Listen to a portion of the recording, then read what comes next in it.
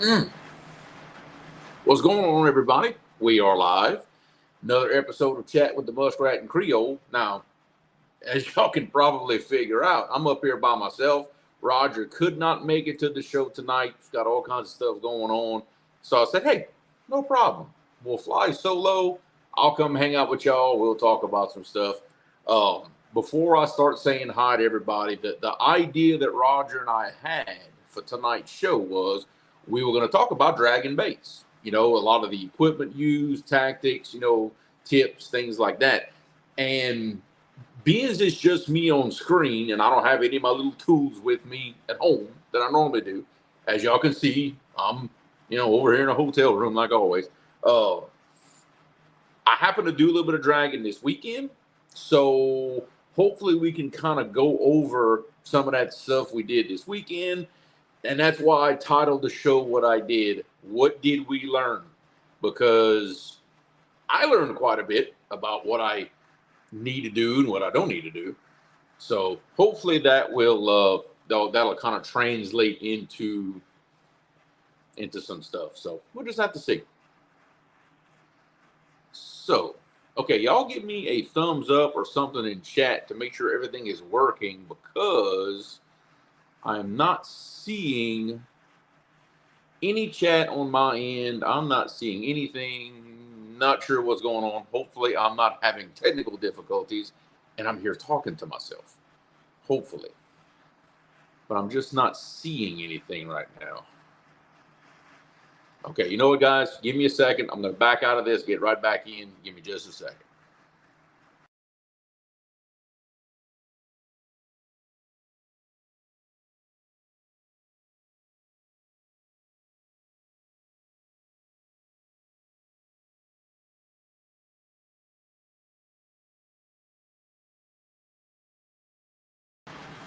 Okay, is that better? Okay, all right. Now I can see who's in chat. Now I can see everything. For some reason, my chat was locked up and not moving. I love it when I'm on location, don't have all my stuff with me, and things have to go wrong. So hopefully, everybody heard all that yapping that I did a little while ago about why I'm by myself and what we're going to talk about tonight.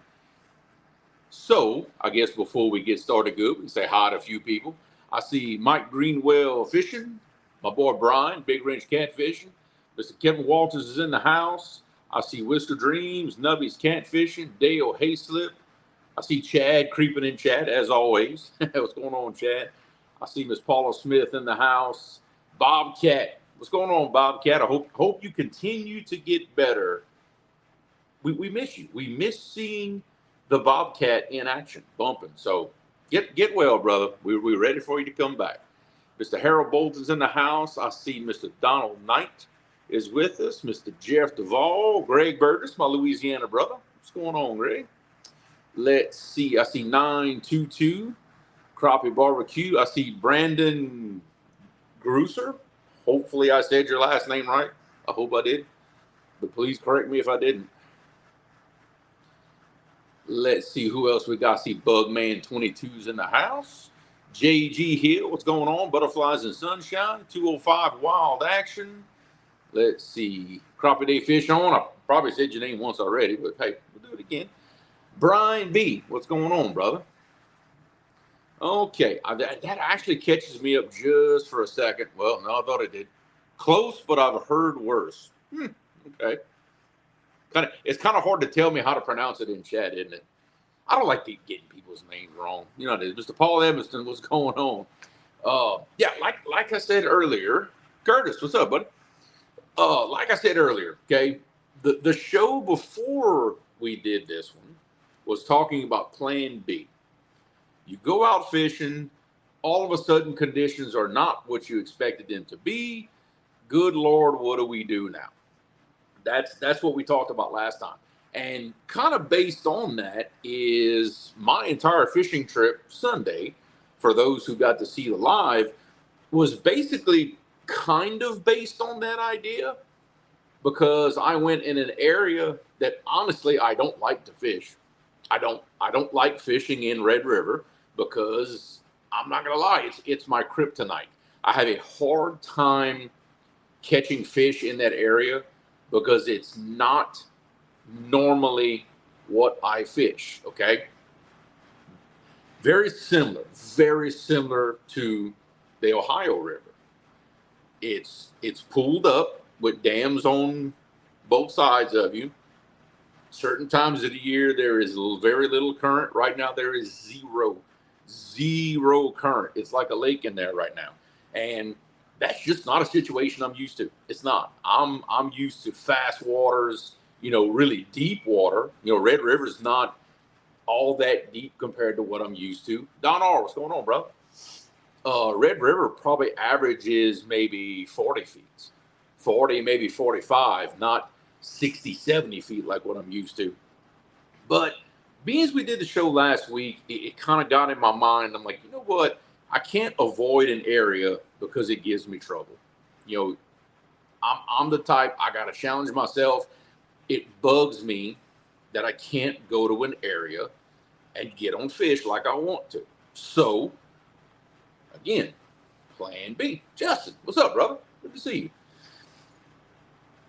I have never dragged baits and dragged planer boards in Red River before. So I said, why not, right?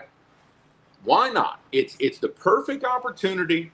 It's a river with no current. LG Bass, eating dinner and listening. Well, if Michelle had anything to do with that dinner, I bet she's pretty good. Patriot, my brother.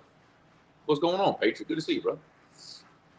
And, and that's an opportunity I don't get very much because, again, I don't fish a lot of areas that don't have current, okay? So I said, okay, let's step out of the comfort zone. Let's do something that I don't have a ton of experience at. Let's give this a shot. Now, again, I've fished this area. I think Sunday makes 8 times I've been in there. War Pig, what's up, brother? Good to see you. Yeah, I think Sunday made 8 times that I've fished that stretch ring. Catfish and Dreams. Hey, we appreciate it, brother. We really do. Thank you. Big super chat. Helps keeps the lights on, buddy. I very much appreciate it. I think in 8 trips I've caught 5 fish out of that stretch of river. I'm telling you, it's my kryptonite. It is. That place bugs me. And it bugs me that I'm not successful in there. So that was the plan. There's no current. I know there's nice fish in there. So we're going to drag baits. We're going to cover some ground. Now, I've got all the equipment, or so I thought, to successfully drag baits. Okay? I've got a beautiful set of planer boards that Uncle Lou made for me, probably 2 years ago. It's been quite a while that I've had them. Don't get to use them all that much, but I've got my Uncle Lou boards. I've got a vast collection of dragon weights from Dirty South and heck, a couple of other brands, to be honest with you. Dirty South is my go-to at the moment. They're the ones that do the best for me in my situation, I find. But I've got all this stuff. I use my River Cats tackle stuff, made me some nice dragon rigs. I said, okay, we're going to get it. We're going to go. Now, a little backstory on the situation that I faced. Number one, no current, just like I expected. There was no surprises at all. No current. Shad Daddy, what's going on? I actually anticipated there being just a taste of current because they were flowing just a little bit of water through the dam downriver. So I thought maybe that would pull just a little bit of flow. No, not even that. Apparently 9,000 cubic feet per second is not even enough to see any current. So I said, okay, all right, no problem.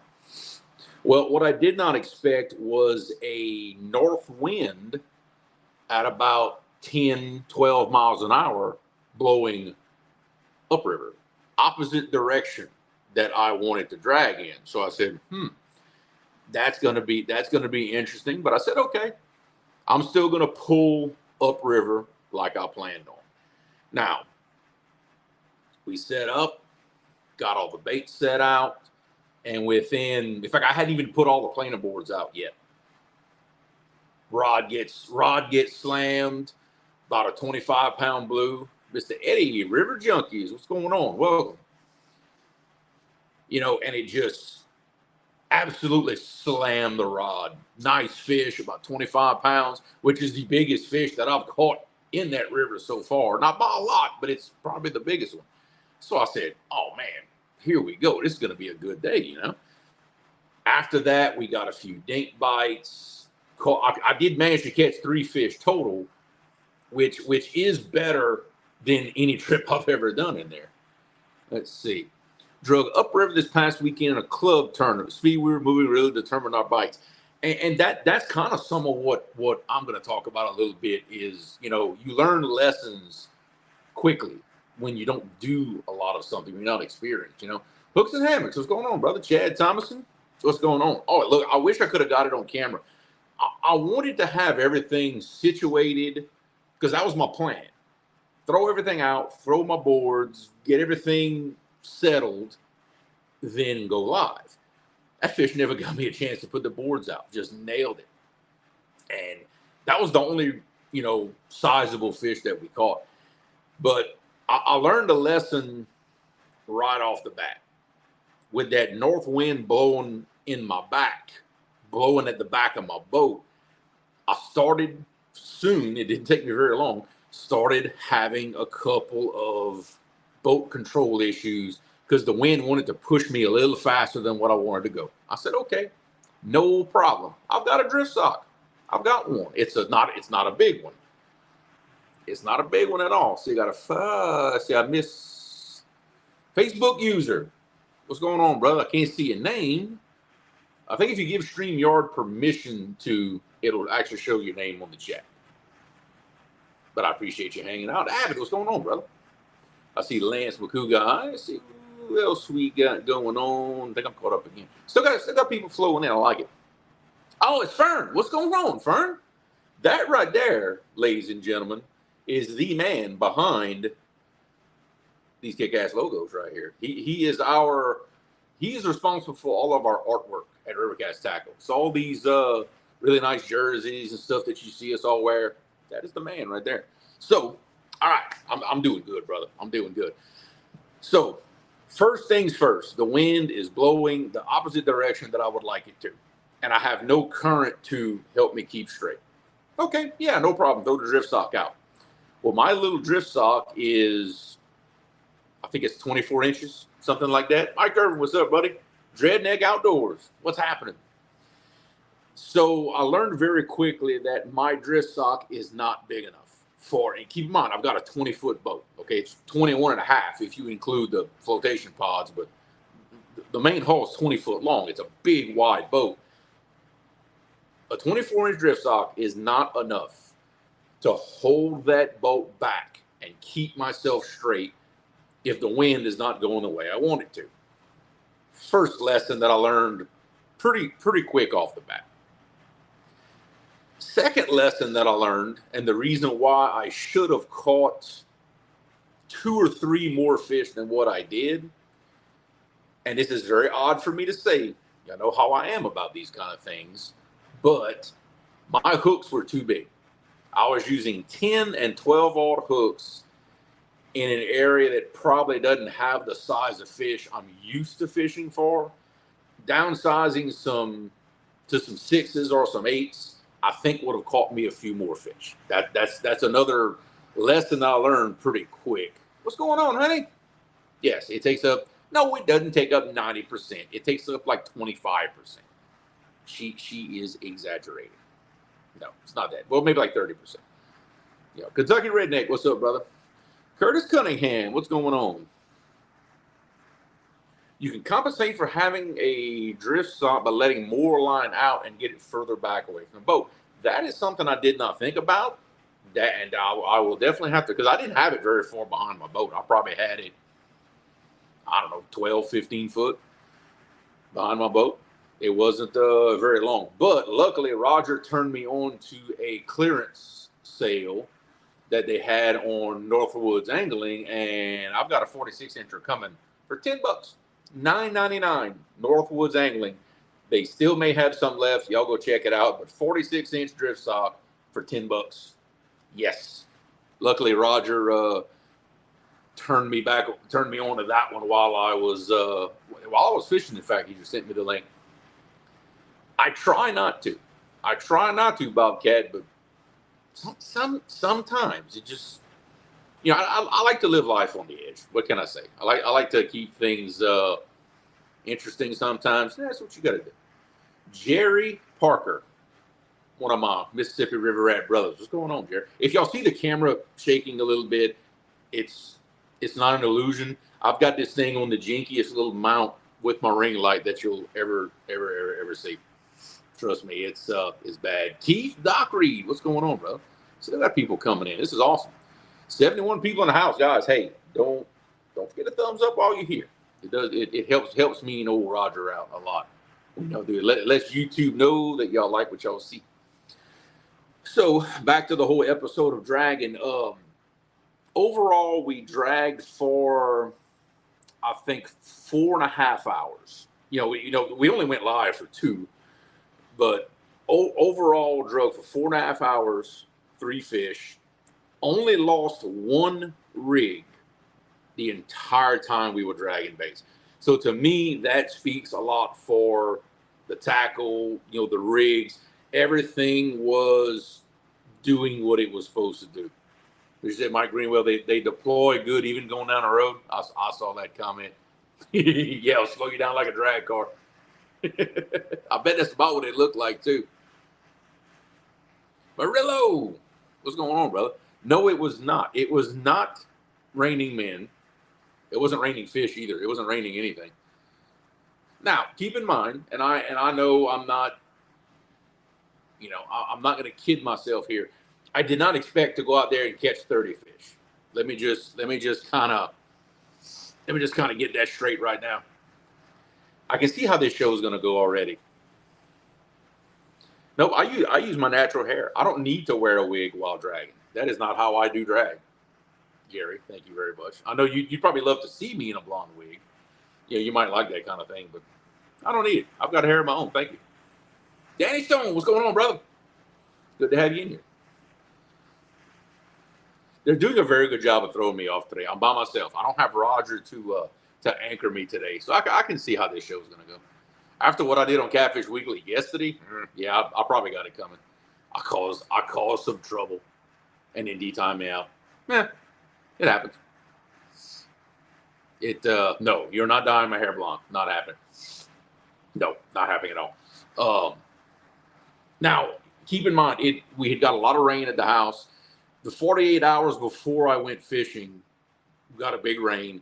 We were post front, high pressure, north wind, bluebird skies, all the stuff that you don't want to see when you're trying to catch a bunch of fish. So I'm not going to kid myself into thinking I was going to go out there and catch 30 fish. Let's see, it was a certain style of dragging weight that worked better than the others. Okay, good question. I really wish I had some here in my hands to show you. I'm not anywhere close to my house right now, but I'm going to try to explain as best I can. You're going to see on the market out there, you're basically, in my opinion, you're going to see 2 different styles of dragging weights.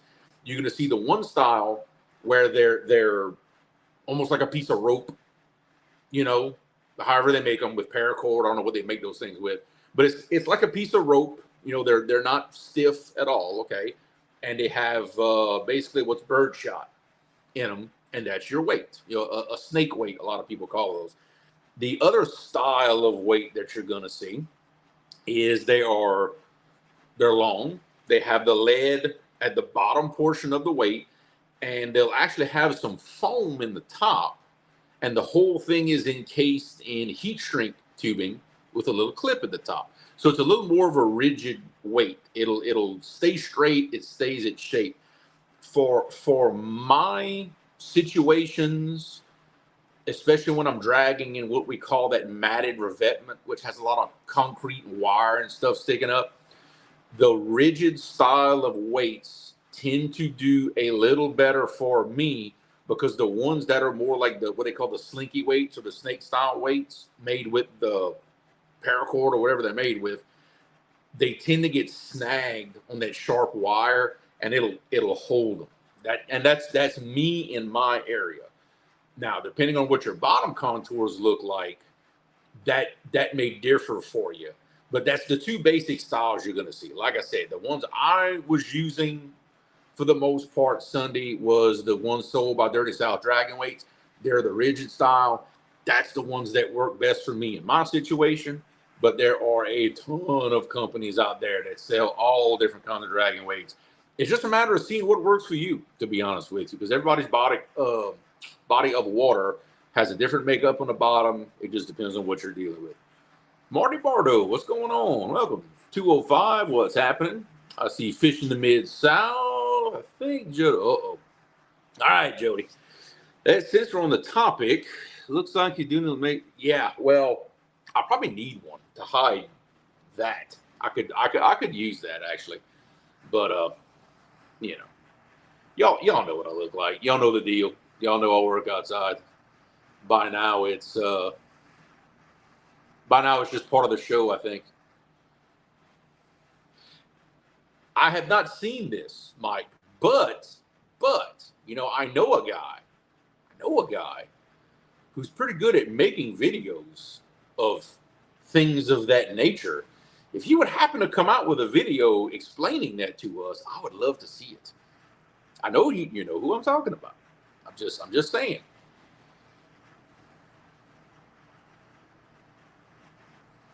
There was no current, actually, none at all Sunday. I stared at the same pieces of leaves in the water for 20 minutes and nothing. There was no current where I was at. It was pretty much like dragging a lake, or heck, like dragging parts of the Ohio or part of the Tennessee River where there's just zero current. I was using 3 ounces. I was using 3-ounce dragging weights on my rigs, and that was plenty to hold them on the bottom, even with those big 2.5-inch oval peg floats I had on my rigs. It was more than enough to hold them babies down. Let's see here. Let's see, the shorter, stiff dragging with sensor down in the mud. That's another good point. That actually does bring up the point that my river down here, all the rivers down here, they're all what's called alluvial, which means they don't cut through natural rock like some parts of the Tennessee. It's mud, it's sand, it's silt. That's what I'm dragging in. The only time I'm dragging in something other than mud and silt is man-made revetment that the Corps of Engineers put in there. And that stuff is nasty. Really nasty stuff to try to drag through. I don't care how good your weights are, you're going to lose some stuff when you're going through something like that. It's just a matter of how much is all. Snake style weights do good in the mud and sand. Yeah, exactly. Like I said, I've got, oh Lord, in my boat right now, I think I've got 3 different brands of dragging weights. Like I said, my favorites are the Dirty South. They work for me a little better. I even have some of in fact, these no longer making weights, but some of the Santee drifters. If you guys remember Mr. Jimmy with Santee drifters, I still have some of his Santee drifters in my boat, believe it or not, that I bought from him, year and a half ago, maybe 2 years. I don't know how old those dragon weights are, which goes to show you how much that I actually use dragon weights and dragon stuff. I've got sinkers that are 2 years old. It's just not something I do a whole lot, but that's what it's all about, though, is doing something different. And it bugs me that I cannot go in that area and consistently get on fish. It bugs me, but I don't have the time in that area that I do everywhere else. So, you know what? We're going to change that. You got to challenge yourself. That's all. A makeup line. I'll talk to management about it. We'll see what management and HR have to say about it. And yeah, I know a couple people were asking about the speed. Same thing. I was going anywhere between 0.5 and 0.7. The only reason I went a little faster than 0.5 was with the boat control issues. That wind was pushing at my back, and I had to speed myself up just a little to let my drift sock work and to help keep my boat straight. Again, I did not have enough drift sock for my boat, so that's why I was having a couple of them boat control issues. So that right there is one problem that has already been solved. Bobcat says, snake style weights do not work good on our local rivers, far too many rocks. That's the same reason for me. It's like I said, that concrete revetment, that man-made revetment with that wire that sticks up out of the number 9 wire that sticks out of the concrete when they get busted up. Same reason. Those snake weights, the whatever fabric they're made with, they'll hang up in that wire. And that's about the only time the snake style weights just don't do good. So that's why I started using more of the rigid, almost like the pencil weight style, let's call it. Let's see.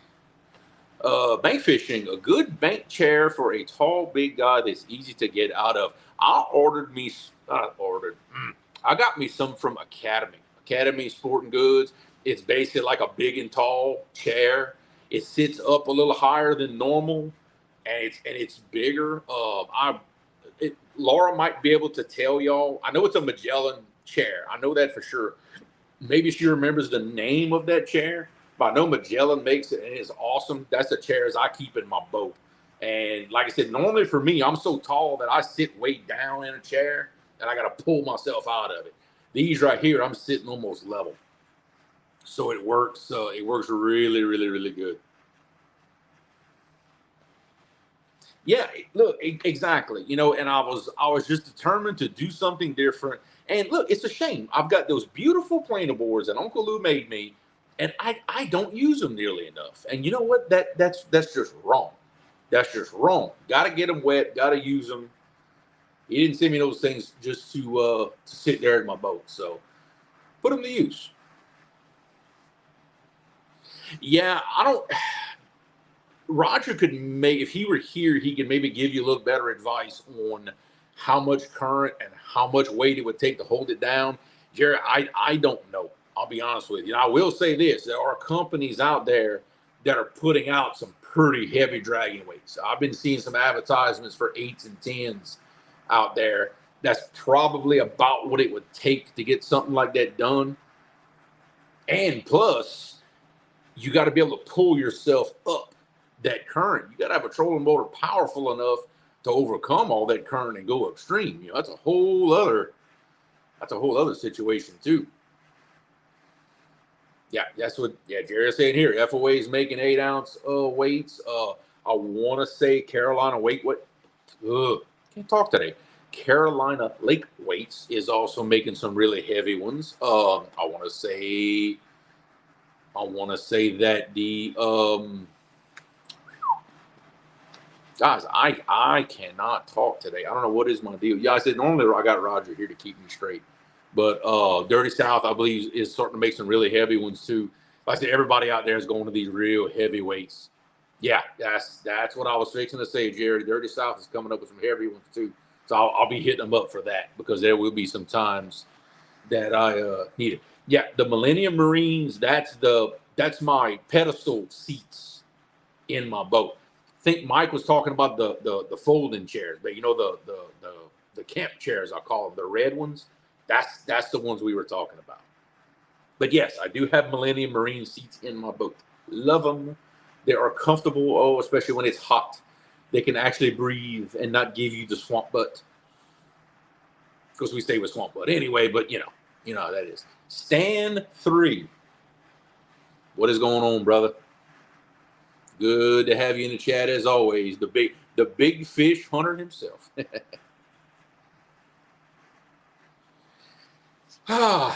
Mike, that is a good question. He's asking, is dragging baits in heavy current worth it? It could be. It could be for one simple reason is, if there's that much current, of course, I'm going to resort to bumping. That's just what I'm going to do. But with bumping, even though you've got a couple of people in your boat bumping with you, you're only bumping the width of your boat, essentially. You're only covering 8-10 feet wide at the most. That's all you're doing. If you could drag upriver in some decent current, then you can use some planer boards and spread yourself out and cover more water. Now, that brings up the other point of your planer boards themselves. I know for a fact my Uncle Lou boards, they pull out really fast and really easy. It does not take a lot of current to really pull them away from the boat. But if the current is too fast, it'll actually start pulling them out the water and start making them walk on top of the water. So you have to keep that in mind too. You've got to make sure your boards can handle going up in some strong current without porpoising on you. That's the word I was looking for. That is definitely the word I was looking for. Let's see. Dieter showed something on his podcast that slides in front of your sinker to help prevent your line from going down between the rocks. I have not seen that, but you definitely have my curiosity.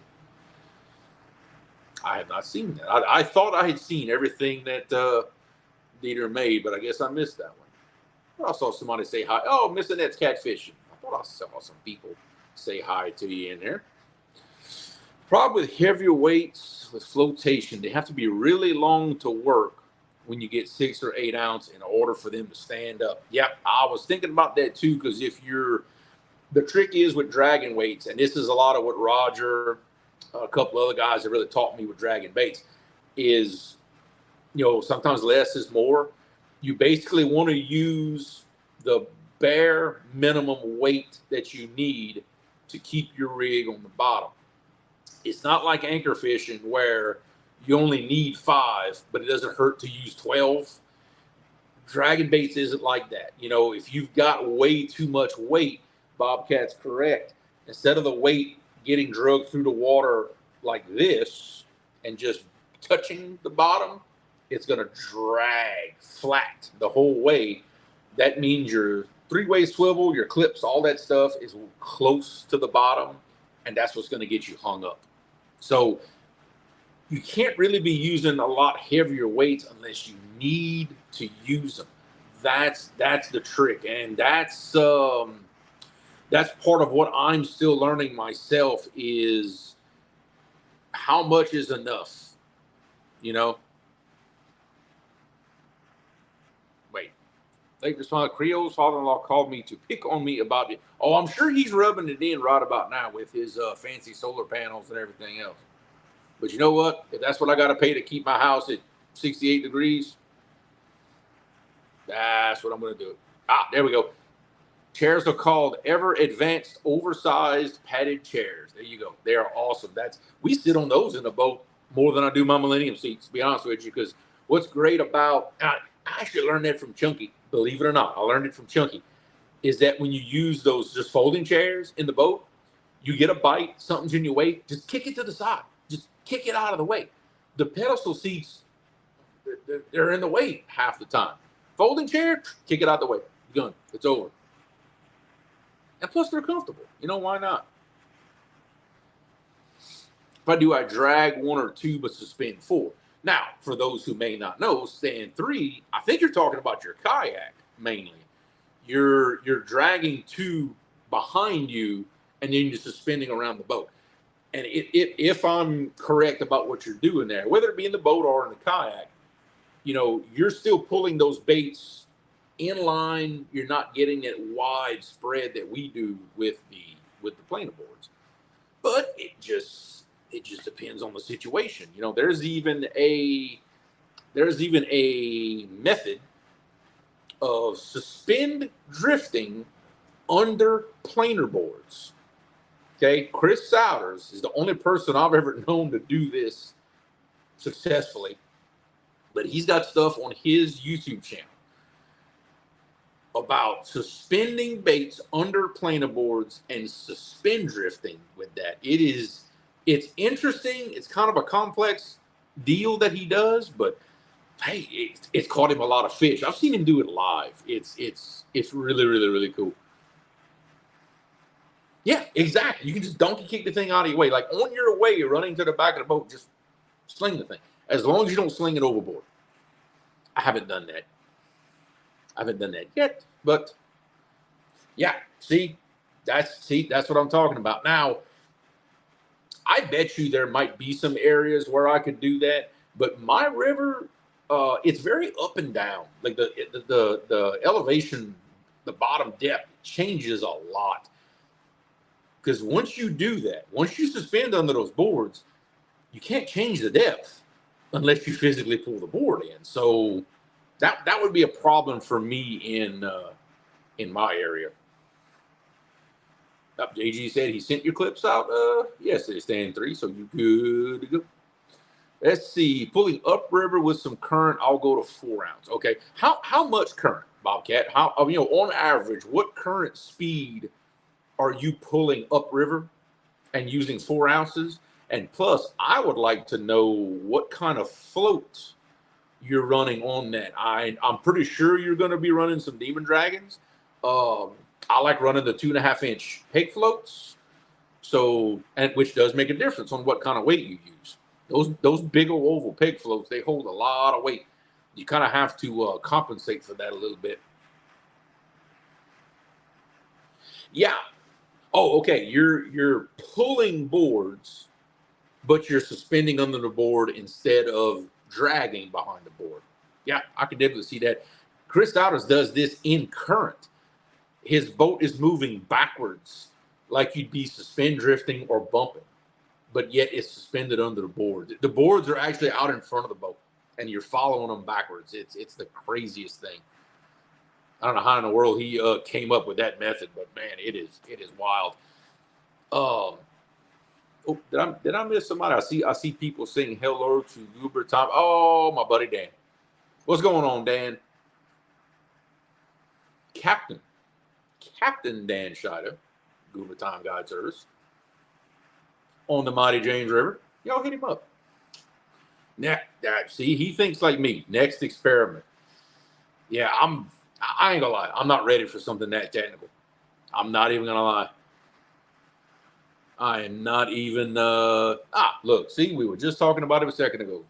Mr. Freddie, FOA Customs and Gear. Yeah, Freddie, we're talking about heavy dragging weights and all this stuff, and I know you know a little something about that, right?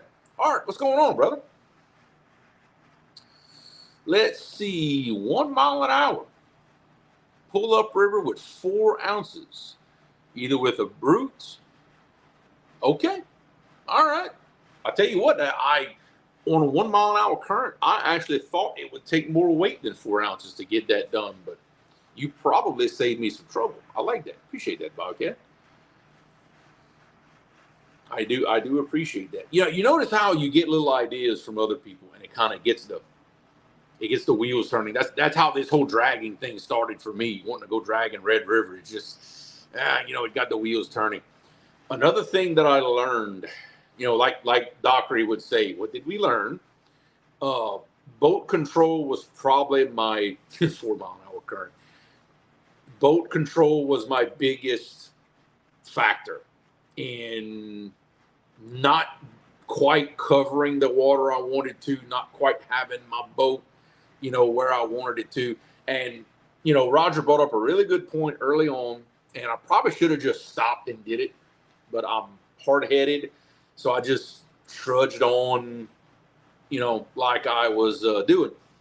But my trolling motor, my Tarova, has the capability of what we call laying down a track, which you can basically drive and record a path, then hit a couple of buttons, and you have the option of the trolling motor taking you right back on the path that you just drove.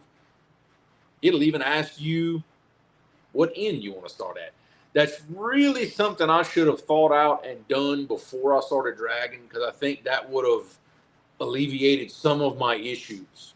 Because those of y'all that are watching, y'all saw I was watching the rods, then all of a sudden I look over my shoulder and I'm headed right towards the bank. I'm not paying attention to where I'm going. If I'd have had a track laid down and I'd have been following it, well, it'd have been one less thing I'd have had to worry about. I wouldn't have had to worry about all that.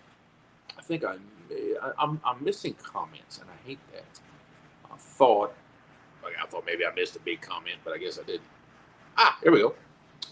Cancer Doctor told me today that I don't have to see him again until next year. Hey, that is good news right there, Paula. That is awesome. So hopefully you'll be terrorizing the fishing scene once again here pretty soon. I look forward to that. Very much look forward to that. I think we all do. But like I said, I'm just trying to do different things more often, kind of, put myself in some uncomfortable situations so I can get better. Because look, I know I can go in certain spots, go anchor up, go bump, catch fish. It's it's not a guarantee, but it's close. It's getting to the point where going to these certain places, I'm almost guaranteed fish. But it's just you got to challenge yourself. You're never going to get better as an angler if you always do the same things, no matter what. Look, Roger has a great saying: if you always do what you've always done, you're never going to get more than what you've ever got. You got to challenge yourself. You got to say, okay, what can I do different? Because now, now that I'm getting better at dragging and kind of learning all the things that I need to learn about boat control when it comes to dragging. It's just helping me be better. That way, I'm more comfortable in going to that style if I need to, rather than shying away from it. Yeah, JG. It depends on whose channel you're on. Whatever channel y'all are watching the stream in, that's the comments that you're gonna see. So if you're on my channel, you're only gonna see comments from the people that are in my channel. Most of the people chatting are actually in Roger's channel. So that's kind of why we push people that direction, for the people who really are active and chat. That way you'll see. Unfortunately, not yet. StreamYard does not have the ability to show everybody's comments. I can see them on my end. We can see everything, Facebook and all. But for those of y'all watching, y'all only see the comments in whatever channel y'all are watching from. That's why we tell people, if you like to actively chat and hang out with everybody, you go over to Roger's channel. That's where all the cool kids are at. All the misfits and the reclusive people, and all of that, the introverts, they're all on my channel. Watching from TV, kick back in the recliner. Nothing wrong with that. I happen to be one myself, believe it or not. Yeah, if you always do what you've always done, you will always get what you've always got. There you go. That's the quote right there. You've got to hey, take it easy, Bobcat. Appreciate you stopping in, brother. You got to challenge yourself, and I'm guilty of it. There's a lot of things that I say a lot, but there's some situations, there's some areas I avoid because I'm just not as good at catching fish in those areas than I am in others. I have my tournament spots, let's call them, which come crunch time, I'm pretty sure I can put fish in the boat in those spots, and that's why I run to those spots when when the title's on the line, But for shizzle, what's going on, brother? Good to have you in here. I see Chucky's in the house. What's happening? And that's another reason why the rest of the year I'm not going to do nearly as much of the challenges and tournaments and all this stuff on YouTube, simply because that sometimes that prevents me from going in these totally new areas that I've never been, and it leaves me a little more room to go explore, show y'all some cool stuff, and go do some different things, and challenge myself a little bit. Just a lot of things that I want to do that I kind of, Brian. I had fished that spot before, but apparently never under ideal circumstances. That was a. I don't want to say it was luck. I don't want to say right place, right time, but that's the first time I scanned under that barge and actually saw big marks. That was the first, and that's why I stopped right there. It's a place that I always check, but it's like for whatever reason I never see much there. That time I did. Now, because the river was low and it was hot, that's maybe a thing. That's a learning experience for me. Is like, well, I looked at it under different conditions. Fish were there. Let's follow. You take it easy. Let's see. I got another Facebook user in the house. Like I said, whoever you are, welcome. Like if you grant StreamYard permission, it'll show your name instead of just Facebook user. Facebook's kind of funny like that. Eddie Gross, what's going on? It's just me tonight. Y'all are just stuck with me. It's just me. We just sit up here yapping and going, kind of going over some of the lessons that I learned from Sunday. You know, dragging baits in a let's not call it a new area, but I haven't fished there nearly as much as I have everywhere else. I called it the Skunk River for the longest. I've actually got, I'm going to say 2 or 3 videos that I fully edited and never released because they were skunk trips. They were skunk trips. So I never finished editing because of that. I might put them out one day just to, the heck with it. Put them out, just kind of see what happens. Let's see. Trolling motor's in the garage now. The hook, 80 pound. Yeah. Yep. That 80 pounds gonna do you a lot of good to be able to start dragging baits. I don't know how many situations y'all get on the Potomac with no current or even slow current. Your Bobcat talking about dragging upriver 1 mile an hour current, which that 80 pound thrust will do. Oh no, on your boat pretty easy. Open up some options. Hit up your old boy Uncle Luke. Get him to make you some boards. You'll be good to go. I appreciate that, JG. I appreciate it. It's tough doing it by yourself sometimes because it feels like you're talking to yourself because I'm the only voice I can hear. Well, besides the 4 other voices constantly going in my head, I don't listen to those, thankfully. That could be a bad day. But as far as what's coming up next, I don't know. I got so much stuff that I want to do. I know the fall is coming. Hopefully the cooler water starts coming my way in the next month and a half.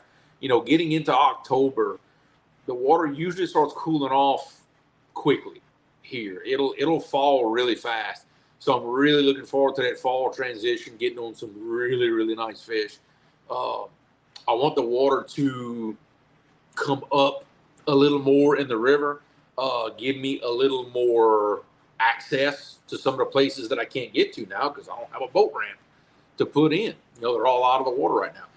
Something that I promised I would do for y'all a while back, and I will make good on that promise very soon. In fact, me and Roger will try to incorporate that into a couple of shows. I mentioned a while back that I wanted to do like a little series of, new water from beginning to end, to looking at it on Google Earth, looking at it at Navionics, to going scouted in the boat, see what it looks like on sonar and everything, and fishing, the whole process of going somewhere you've never been and just preparing for any possible situation you might run into. I've got a stretch of river that I have never been in ever in a boat. I've bank fished it a few times in one spot next to the dam. I've never been down that river below that dam. But I want to go really bad. Really, really, really bad. So I'd like to kind of take y'all along for that ride. Y'all going to get to experience it with me, whether it's good or bad. Heading to Cocodrie, Louisiana on Thursday. Teal hunt and redfish. You're not going to be that far from me. Cocodrie's probably 2.5 hours south of me. I know exactly where that is. Especially some red fishing. The red bite has been really good down there lately. I've got buddies that have been showing me pictures. The red bite has been really, really good. So I think you'll have a good time. But that's something that I want to do, and it's an area that I've been drooling over for a long time, and I finally think now that it's time. I have freed myself up for the rest of the year. It's time. It is definitely time to go do some of the stuff that I've always wanted to do. Yep, hitting a spot for the first time ever. Yeah, and this will really be my first time. I have literally never never seen this stretch of river. And I'm talking about a stretch of river that's not naturally not going to fish the whole thing in one trip, but I'm talking a stretch of river that's 30 miles, a whole 30-mile stretch that I have never once even laid my eyes on in real life. So yeah, I'm very, very, very, very curious to go check that out and go see what it looks like. But for a little hint, it is upriver from one of the spots that I fish all the time. It's way upriver. So I'm really, really, really curious to go check that out. What is your PB today? Every time you talk about it, it goes up. That's a fish story, right? That's what it's supposed to be, right? 57. Hey, that's a good PB. Might be 58. Hey, that's what I'm. Next week should be in the 60s. See, hey, that's how it works, right? Hey, Mike has a point. It's not on video. If it's not on video, it don't count. So there is that. We might have to have. I knew Jody's PB was in the 50s. I knew that. 57. Hey, very well could be. I don't get to see everything everybody does. So if somebody got a new PB recently, or kind of recently, I probably missed it. Ain't gonna lie. Hey, on live. Look, hey, that's where a lot of my PBs and stuff are, is on live. A lot of my good fish are on lives or on other people's channels. There's a lot of that. There's a lot of that going on. I've done that a lot. I've caught some really nice fish on other people's channels that I still go back and watch every now and then. I don't know if all of y'all do that, but there'll be some times I'll sit there and I'll watch lives or tournaments or something like that I was in 2-3 years ago. Just, kind of relive the moment all over again. Some old videos that like Dad or Gabe was fishing with me, like when Gabe was younger. And that's kind of a lot of the reason why I started the YouTube channel, was to go back and, those videos will live forever. Those videos will outlive me, so why not? Last year, September 30th. Oh, Jody, it's been a year? Oh, you need to upgrade that. Come on now, girl. You got to get on that. That is unacceptable to go a whole year and not improve on a PB. And yes, Sean T, if you're in here, I have not forgot about you. We got to improve on yours. That is unacceptable. Somebody fishing in my boat that's got an 18-pound PB. We cannot have that business. We got to do better. Absolutely have to do better. Dave Funk, what's going on, brother? Good to have you in here. We had a really good crowd tonight, just sitting up here listening to, let's see, running in fish all day Sunday. Yeah. Look, Danny, I'm telling you. Let me adjust myself here. Yeah. Danny, look, it happens, brother. Look, I'm telling you, some of the best fish I've ever caught have been on somebody else's channel. Look, a good example. Okay. Brian, Big Ranch Catfishing, his 55, his new PB. Guess what? That was on Mike Greenwell's channel. The very next day, Gabe's new PB, which I take 10% credit for, was also on Mike Greenwell's channel. I go fishing on my channel, I catch a 25 in 2 days. What are you going to do? That's how it is, That's exactly how it goes. When I said your name, you popped up in chat, didn't you? I ain't forgot about you, brother. Facebook user, what's cracking? Probably one of my River Cats Tackle brothers. I don't know which one, but it's one of them. I bet you it's one of them. They're a big Facebook presence on that. A lot of guys do a lot of Facebook lives on those. Which y'all know me, I don't do Facebook lives. Not yet. Not yet. We might get into that one of these days if enough people ask about it. Matt, what's going on, brother? Jody, I understand. I have been preoccupied with myself. Look, I'm over here at work. I'm not even anywhere near home. I'm working, once again, right next to some of the prettiest stretches of the Mississippi River that I've ever seen up here in Helena, Arkansas. Can't do a dang thing about it because I'm working. All I can do is stare at the river and just feel bad. But hey, that's just how it goes. PB flat, it was in 2017, 69.8. Yeah, you did. You did, Dave. You set the bar awfully high. So I'll give you some slack on that one for not improving on that one in a year. That would, wow, fish of a lifetime for anybody. But I bet if you're anything like me, though, you're 0.2 away from it being a 70 in the 70s. If you're like me, I bet that bugs you. Because I know that would bug me. Like, oh, he could have been in the 70s. El Gato. Speaking of people that drag baits all over the place, another good source of info for learning more about dragging baits and the do's and don'ts and all this. They do a lot of that. Fish the lakes, you know. A lot of people on YouTube. A lot of information out there about how to properly drag baits, what weights you need, what style, current, no current, planer boards, no planer boards, fish, no fish, all that good stuff. Yep, Helena, West Helena. That's exactly where I'm at. We are right amongst in Helena, Arkansas. Actually caught the 60-pound on the 10. Oh, wow. Okay, Mike's starting to throw shade now. So wait a minute now. Well, I'm fixing to make some people mad. So you mean to tell me Mike Greenwell went to the Tennessee and caught a bigger fish than what Jody has, and that's her home waters? Well, I'm going to start some mess right there.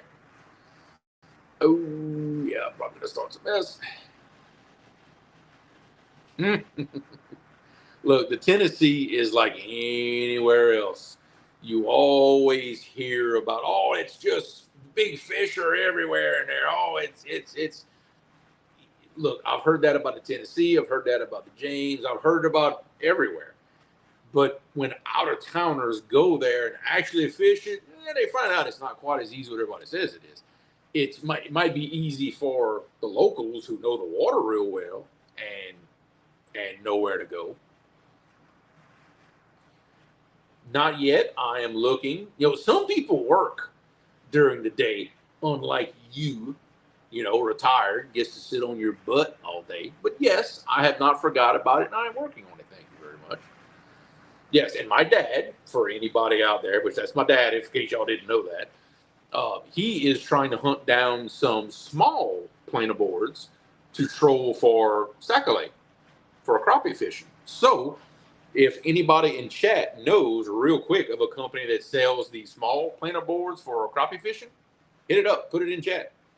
You'll save me a little bit of digging. But he is definitely looking for some of those. No, you don't. No, you do not. No, anybody who can stop at any time they want and go take a nap in their own chair, that's not work. That's not. You do not work. Don't even get me started. You probably don't even know what day it is, and you probably don't care what day of the week it is. So no, you are not working. Sorry. And let's see, trolling motor or a working sonar or a big. Well, you don't have a lot of stuff working, do you?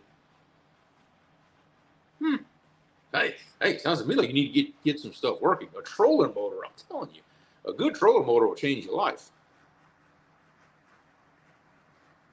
You can always just steal James's boat. I hit Parks Planers has crappie boards. There you go. There you go. I'll have to go check that out. I knew some people had them. I know they're out there. You see, you ain't working. You going in the woods. You going in the woods. You ain't working. I'll trade. I'll go in the woods. You come follow those trucks and that dozer around, putting some rock down. We'll see how that goes. Oh man. Ooh, that would be interesting. That would be. That would be interesting. I'm gonna make an assumption here. I've never fished the Tennessee River. I've never done it. But I know a few things about it. Very much not the current that I'm used to seeing. And in my experience, at least what I know about finding fish, I depend on that heavy current to find fish and to figure out where they're going to be and where they're not going to be. So I show up to an area that don't have a lot of current, like Red River by the house, I'm going to struggle. So I'm not going to say I'm going to go to Tennessee and catch all kinds of big old fish, because that's not a situation I'm used to. So I'm good. It's on camera. I'm going to defend Jody on this one. I will defend Jody on that one. Now, Elgato, I bet you you've got a discount code for Barf Planers too. I know you do. So you want to put that up in there too. Make sure whatever we buy that you get you a little credit for that. You know what I mean? But we'll definitely check that out, brother. Did you see? Sorry, backwards. Like what Dad's talking about, we could try new things. Dad's gonna try to pull planer boards and we're not really troll, but suspend under some planer boards for sac-a-lait around here. That is going to be interesting. I can't wait to see how that turns out. Because I think I've got Dad very much sold on the idea of planer boards. So we'll definitely have to kind of see what's going on, brother. Thank you for stopping in right at the end of the show, but ain't nothing wrong with that. You were sitting here talking. We're just kind of going over the successes and failures of Sunday's dragging experience, which hey, I caught fish. I caught 3 fish. That's more fish than I've caught in a trip in that stretch of river ever. So success. Now, I want it to be better. I want to catch more fish. I want to cover more of the area, which that's another last little thought. That one more thing that I should have thought of. The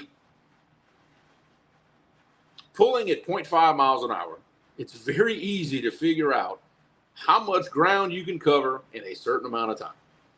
What I fail to do is go on Google Earth, because in my mind, I'm like, hey, I want to drag this, I want to drag that, I want to drag that, I want to drag that. In my mind, I envisioned dragging all of that in one trip. What I forgot was how far apart all those things actually are. And it is unreasonable to drag 6 miles of river going half a mile an hour in a 5-hour trip. That math doesn't work. So had I known that ahead of time, had I thought about looking into that, I could have planned where I wanted to drag a little bit better. I did drag one area very, very, very well. And I feel like I learned a lot. The other areas, I'm just going to save that for another trip. You reeled in the big one. Okay, like I said, I get 10% credit of all fish no matter what. So, yeah. But why don't you tell everybody in chat what we caught the big one on? You talk about going to make some people mad. I was just as surprised as anybody, because for those who were in the live watching, y'all know what bait I was using, what baits I was using. I had 2 baits. I had my trusty slicker, my skipjack that I always like using, and we had some chicken. We had chicken thighs, and I hate to be the bearer of bad news, but guess which bait caught the bigger fish? The chicken. The chicken caught the 25-pounder, and the slicker caught the dinks. Go figure. Go figure. That's all I can say. Another Facebook user, probably one of my other River Cat Tackle brothers. Don't know which one, but what is going on? What is crack-a-lacking? As I can't see your actual name. You have to grant permission to StreamYard for me to see that. I mean, hey, you know what? It caught a fish, and it put a fish in the boat. I am not embarrassed. It caught a fish. Now, would that fish have hit a piece of slicker had I drug it across his face? Probably. That's the rod he hit. We got him in the boat. That's all I'm worried about. We got a fish in the boat. That is all that matters to me. I don't worry about all that other stuff. Austin, what's going on, brother? Jeff Beal in the house. What's happening? Yeah, it's just look, it was an experience. I learned a lot. I'm very, very happy that I stepped out of my comfort zone and did something that y'all don't hardly ever see me do. I haven't drug planer boards live in forever. Um, hey, and I'll definitely do more of it in more places. I've got some other places in mind that we're going to do this. Trust me, that is not nearly the last time. We're going to put some miles on those Uncle Lou boards. I promise you that. I promise you. I promise you. Let's see. Where is it? A great angler can always go out and produce fish. They can adapt and change.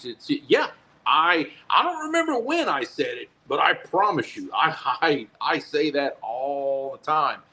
That is my measure of what a great angler really is. They can go anywhere and somehow they will produce fish. That goes back to like tournament angling. You know, that's why I have so much respect for these tournament anglers, because that's the name of the game right there. They're hardly ever fishing home waters. They've got to go somewhere strange and just make it happen. You know, catching fish consistently on your home waters, that's a great thing. That's to me, that's step one, is getting good on your own waters. But to catch fish consistently on everybody else's waters too, that puts you up here.